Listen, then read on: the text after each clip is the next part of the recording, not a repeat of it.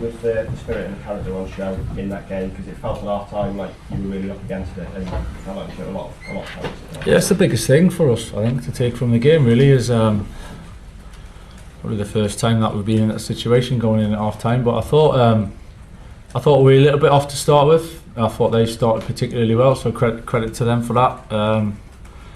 And then probably after 20 minutes or so, I thought the game started turning in our favour, and we finished the half stronger, and it felt like that looked a little bit like what we were trying to do. And then spoke at half time really about being in that position and how we react and showing that personality and the belief. And football's tough at times, and this league's tough, so you're never always going to have it your own way. But to then come back like we did second half and turn the game on in our favour is the biggest thing for me to take from today, for sure.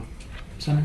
Hi Michael. I think you're jogging down the tunnel just when the half-time whistle went. Was there anything in particular that you wanted to address with the players? It's always something. It's always something.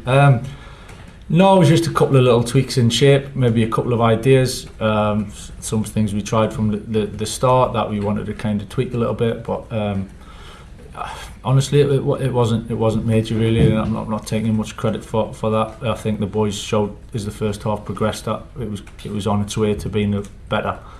It was more, as I said, that you got to find a way in games sometimes. There's a few ideas that we wanted to make more runs. We wanted to be a little bit more aggressive in attacking their backline to a point, which is something you always try to do. But I thought we did it better second half and ended up getting the penalty from that. So it was more the how do we react, and it's been going in our favour. I said to them, it's something I've been waiting for, this moment, to see, go on then, what we're going to do about it and be positive, and the boys responded ever so well. So it was a big thing for us. So, Michael, six wins from 7 and a draw up to third. I don't think anybody really expected that when you took over. When you're walking around the stadium and the fans are singing your name, what does that feel like? Yeah, it's nice. Obviously, this place means a lot to me. So to have so much positivity and everyone enjoying coming to the games and watching it, and me to obviously have an influence on that is. Yeah, I'm not going to lie. Yeah, of course it feels good. I think the players have got to take a lot of credit as well for that in terms of what they put on the pitch. So it's certainly not all me, but I think that connection with the supporters is huge, and to feel that and for them to stay with us, and even when there was a bit of a story start to get through the game and finish like that it means a lot. Yeah. Dan and then Rob. Michael, I know we've asked you a lot about Benjamin Sheshko in the last few weeks, but for him to make an impact from starting off today and starting 11, how pleased are you for him, and how much more confidence do you think that will give him as well?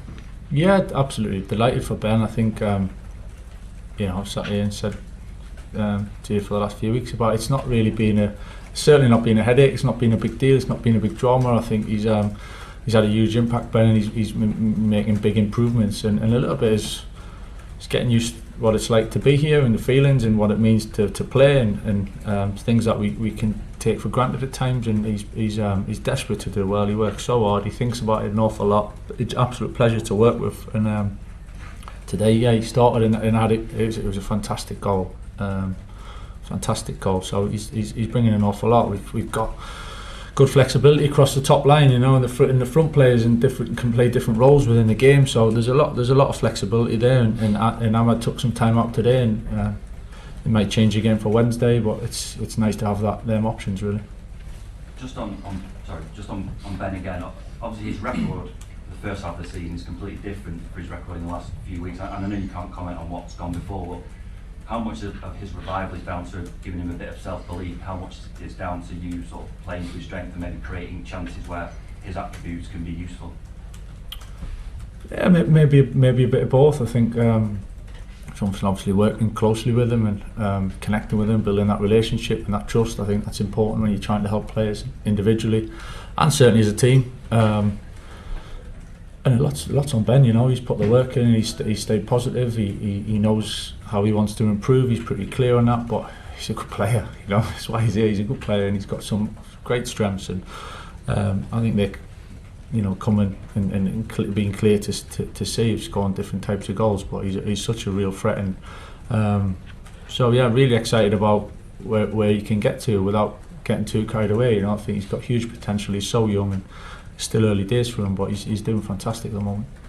Carl and then James. Hello, Mr. Carrick. During a pause earlier in the game, you were speaking to Cunha on the sideline. Just want to know what you made of his performance today. Didn't seem to be getting onto the ball in the same way you did when you had more like Dorgu and Shaw and Martinez and more left footers in the team. Just getting the balance really about when to play inside a little bit, when to play outside a little bit, when to make runs in behind. Just again, Mateus, he thinks a lot about the game. You know, he's really good in terms of wanting to know certain things, and it was just one of them. It was probably because he was the closest one to me, so we ended up having a conversation. But he's conscious of where the space is and trying to attack certain spaces. You know, sometimes it's wide. I thought, particularly second half, at times he looked dangerous wide, going 1v1, which is something he can do, and then he's inside the pitch a little bit more to create a moment for the penalty. So yeah, nothing major, just little bits of information here and there. Really. James.